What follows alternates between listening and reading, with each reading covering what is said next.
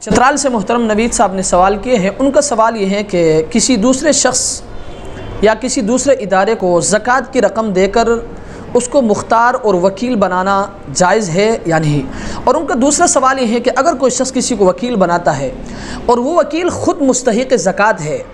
آیا وہ وکیل زکوٰۃ کی رقم خود استعمال کر سکتا ہے یا نہیں؟ تو یاد رکھیں، مسئلہ یہ ہے کہ کسی دوسرے شخص یا کسی دوسرے ادارے کو زکوٰۃ کی رقم دے کر اس کو مختار اور وکیل بنانا جائز ہے